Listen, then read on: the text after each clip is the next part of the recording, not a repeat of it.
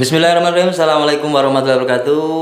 Masih bersama saya Mas Karebe di sini dalam acara Turun Ngopi. Ya, podcastnya kita yang memang aktivitas Anda akan terbantu kalau Anda minum kopi. Oke. Baik, teman-teman semuanya, pemirsa semuanya, di pagi yang indah ini kita kedatangan bintang tamu kita. Ini adalah teman lama ya. Ustadz dulu pernah ketemu kita di Jogja waktu itu.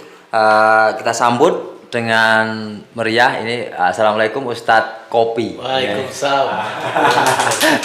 Gimana Tat? Apa kabar ini Tat? Alhamdulillah Ya. sehat walafiat walaupun baru kena musibah gempa ya. Oh iya di iya Cianjur daerah itu. di puncak ya? Iya, di daerah Cianjur bagian barat. Barat, ya. Mudah-mudahan kita semua tetap dalam lindungan Allah Subhanahu wa Amin, taala. amin, amin, dan Ustaz. dalam keadaan sehat walafiat. Amin amin. Betul.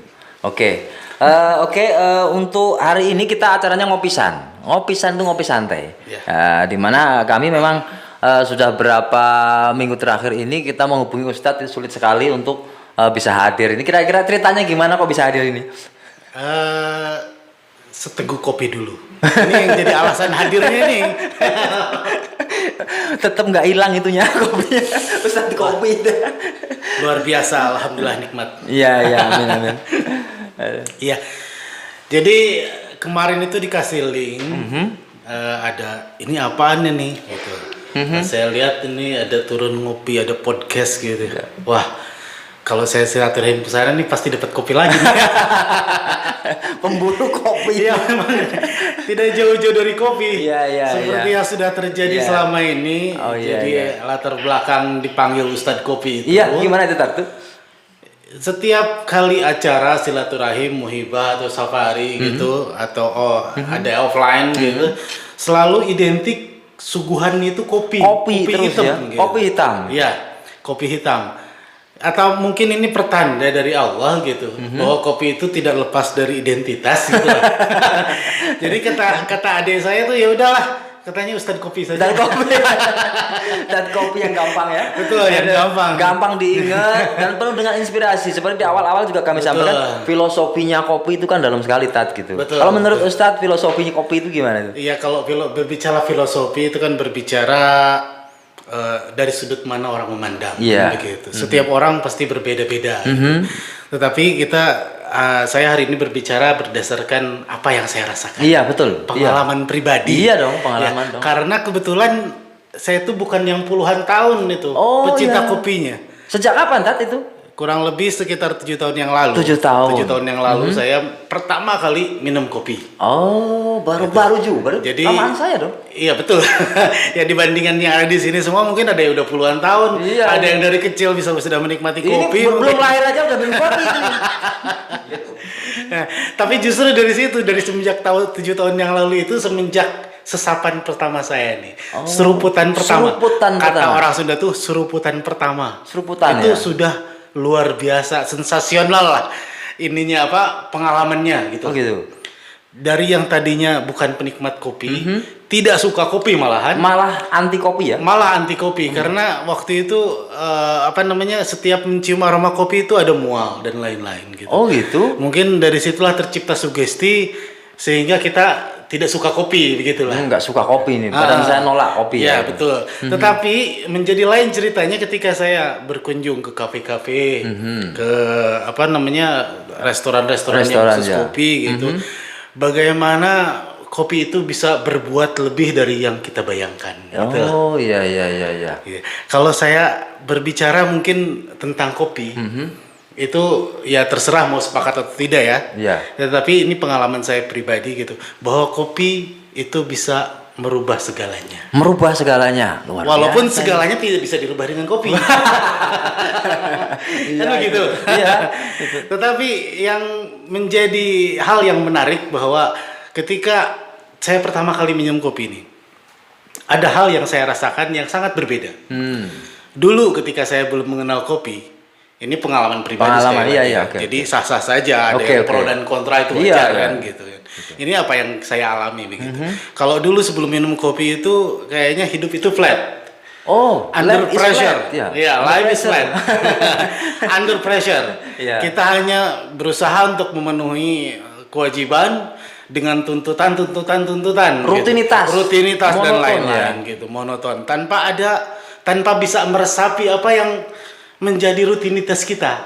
Tanpa kita bisa meresapi apa yang menjadi tujuan kita. Tujuan, iya, begitu. iya. Tetapi ketika Sudah kenal kopi?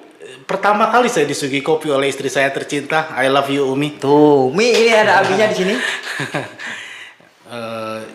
Panggilan istri saya Ami. Ami, Bukan ya? anak saya. Ya, Oh, I love you iya, Ami. Ya. Jadi kopi itu konon katanya harus diminum lagi dalam keadaan panas. Oh, kan iya. begitu. Jadi akan berbeda ketika minum kopi dengan minum air-air yang lain. Itu satu gelas mungkin tidak habis setengah menit langsung habis. Tapi kopi karena panas, aduh panas, tapi langsung sensasinya luar biasa. Beda langsung. Beda, kan? ya, oke. Dari situ saya bisa melihat bahwa segala hal apapun itu kalau dilakukan dengan tergesa-gesa, Tidak boleh tanpa tergesa-gesa. bisa meresapi, Tidak bisa dirasakan. harus seperti minum kopi. Oh, Diresapi iya, iya. seteguk demi seteguk, Iya, ya. tidak tergesa-gesa. Ya kalau tidak kalau tergesa-gesa walaupun satu teko gitulah, satu botol kopi satu galon, itu ya. tidak akan terasa nikmatnya gitu kan. Iya. Akan berbeda dengan satu cangkir kopi tapi diminum seteguk-seteguk. Iya, Itu luar betul. biasa. Santai, ya. Sensasi. Iya, Kan begitu. sensasinya, Itu oke. memberikan sebuah filosofi tersendiri buat saya bahwa apapun yang kita lakukan itu harus kita resapi, harus kita nikmati sedikit demi sedikit. Oh, yang iya. pasti itu keywordnya itu. Oh, iya, iya. Ya, harus kita nikmati. Harus bisa sehingga kita menikmati, bisa ya. terbebas dari pressure. Jadi bukan cuma peminum kopi, tapi Bukan peminum kopi, Ini harus kok- penikmat Lah kopi. iya, anak-anak ini minum kopi terus. Iya, makanya tadi saya sampaikan kalau satu botol atau satu teko sekalipun ya Nggak akan kerasa nggak apa-apa. akan merasa Nggak apa-apa, ngefek, ya? tidak akan menerima manfaat dari Manfaat, kopi. iya. Padahal kita tahu kan dari jurnal yang dikeluarkan oleh Harvard University tahun 2013 bahwa begitu banyak manfaat kopi. Manfaat kopinya ya, benar. Begitu banyak Iya, manfaat kopi sebagai antioksidan. Yang paling saya tertarik waktu itu adalah bisa menambah energi. Energi, Ya, relaksasi juga relaksasi bisa meningkatkan mood. bisa ya. Artinya itu kan lebih kepada kejiwaan ya. Betul. Ya, itu tadi yang dikatakan berbeda. Kalau orang peminum kopi dia tidak meresapi, Iya, iya, iya. tidak bisa menjiwai. Cuma minum aja ya. Cuma minum saja. Tapi kalau yang menikmati, Menikmati kopi. meresapi kopi, dia bisa merasakan nikmatnya kopi Nikmatnya. dan manfaat Subhanallah. daripada kopi. Iya, iya. Sehingga dapat gitu loh. Kopi bisa menenangkan, gitu. Walaupun itu tidak terlepas dari sugesti tentunya. Sugesti, ya. Kan begitu ya? Iya, iya. Tapi kalau ngomong-ngomong tentang kopi, mungkin kita tahu dong sejarah kopi itu. Oh iya, karena kebetulan tegukan pertama atau seruputan pertama kata orang Sunda itu sudah sensasional, artinya Iya. sangat membekas lah. Iya, iya, iya. Apalagi itu bikinan istri saya sendiri Aduh, begitu. Dibikinnya juga dengan cinta. ya. Nikmatnya itu bertambah lagi Iya, kan iya. begitu Iya, kan. iya, iya. Nah, karena dari awal seruputan pertama itu sensasional, jadi saya ingin tahu dong apa itu kopi, dari mana kopi, Betul, betul. sejarah kopi. Iya. Nah, yang menarik kopi itu ternyata ditemukan pada awal sekitar abad ke-9. Abad 9. Justru di Afrika, Oh, bukan di Indonesia ya? bukan di Indonesia, bukan di Eropa yang cenderung peradabannya lebih maju, tapi justru di Afrika, dan ditemukan oleh siapa? Yang menarik, oleh penggembala. Oh, pengembala. Namanya Haldi kalau Oh iya, tertulis Haldi, ya, dalam pernah- sejarah. pernah baca saya. Nah, itu dalam Pernah baca, sejarah. ya. Itu cuman di Ethiopia waktu itu tidak diolah secara apa yang kita lihat hari ini gitu kan. Ya. Hanya jadi olahan-olahan mungkin hanya digoreng atau hanya direbus kemudian dimakan begitu aja Oh, berupa bukan bijinya. bukan minuman ya? Belum.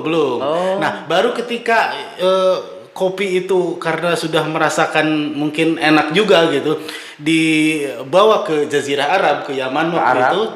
Nah, kemudian diolah oleh orang-orang Arab pada awal abad ke-15-an. Abad 15 sudah Nah, di sini ya. diolah menjadi sebuah bubuk dan diseduh dengan air yang mendidih, air panas. Baru jadi minuman. Baru jadi minuman. Iya. Dan di Arab itu namanya gahwa. Kahwa. Nah, ya. gahwa itu bukan kopi, tetapi minuman. Oh, kahwa Nah, itu artinya ada, minuman. ya, minuman dari biji tersebut, Dari kan biji begitu. tersebut, iya, iya. Nah, kemudian gahwa itu oleh orang Turki disebut kahve. Kahve gitu ya. Nah, oleh orang karena Turki secara geografis itu berbatasan dengan Eropa. Nah, oleh orang Eropa disebutlah kafe. Kafe. Dari ya. Kahve Dari ya. bahasa Turkinya kan begitu. Iya. Nah, masuklah kopi ke daratan Eropa itu sekitar pada abad ke-16 kurang lebih. Yang saya baca dari literatur tentunya. Betul. Nah, yang saya menarik yang menggelitik itu justru pada sekitar abad ke-16 itu ada di negara Skandinavia namanya negara Swedia. Itu ada waktu itu nama rajanya itu adalah Raja Gustav II. Nah, kebetulan waktu itu ada 2 orang bersaudara yang melakukan tindak pidana, kan begitu.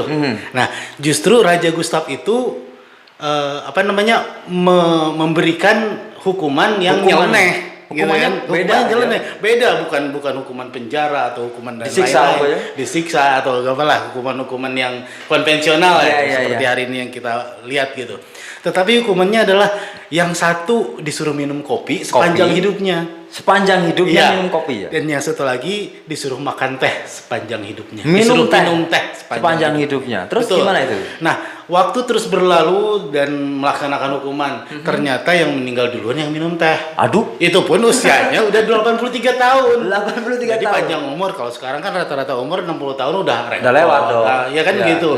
Tapi walaupun meninggal tapi usianya udah 83. Dan dari situ Raja Gustav itu punya kesimpulan kopi bisa memanjangkan usia. Nah, begitu. Nah, dari situlah menyebar kemudian ke Italia, ke Prancis, sampai ke Rusia. Awalnya di Rusia itu dilarang minum kopi. Di Eropa itu dilarang semua minum kopi awalnya. Itu. Ya, kalau dengan alasan yang berbeda-beda. Kalau di Rusia kopi itu minuman aristokrat.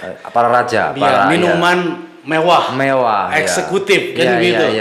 Nah, alhamdulillah semuanya itu berubah sampai hari ini setiap orang di seluruh dunia bisa minum kopi. Dan kopi tidak pernah memandang orang yang layak untuk meminumnya. Kan begitu?